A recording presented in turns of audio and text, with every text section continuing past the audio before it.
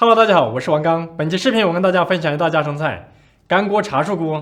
首先，我们准备新鲜的茶树菇1000克，用剪刀剪掉带泥巴的根部，然后放入盆中，加入适量的清水，细心的将茶树菇表面的泥沙清洗干净备用。整个过程可以用刷子刷洗，也可以用指甲刮洗。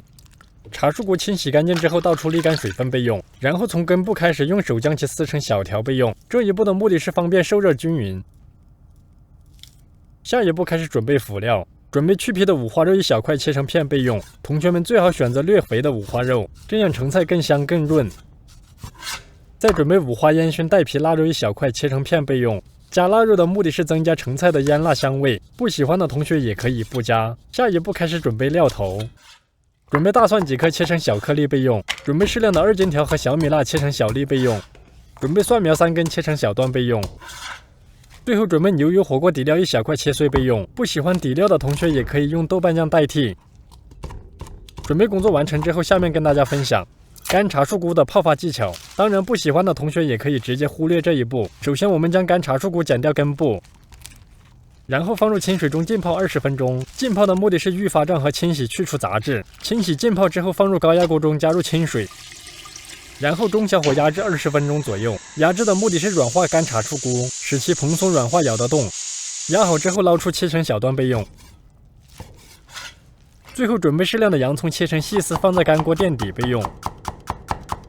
下一步开始制作，首先我们在锅中加入适量的宽油，油温5成热之后加入撕好的茶树菇。茶树菇下锅之后开中小火炸2分钟。这一步的目的是将水分炸至略干，炸香。不经过油炸的茶树菇鲜香味和口感略差。茶树菇炸干收软之后捞出备用。热油倒出之后加入切好的五花肉，然后转中小火将其煸香，炒出猪油。五花肉炒香之后加入切好的腊肉煸炒。腊肉炒出香味之后加入蒜粒和适量的干辣椒。再加入适量的青花椒粒，继续开中小火煸炒出香味。料头炒香之后，加入切好的牛油火锅底料炒香炒化。中途再加入发好的干茶树菇煸炒。同学们切记，干茶树菇下锅之后必须炒干炒香。茶树菇炒香之后，下一步开始调味。锅中加入适量的蚝油，加入鸡精1勺，加入少许白糖，加入少许胡椒粉，加入适量的生抽酱油，从锅边淋入。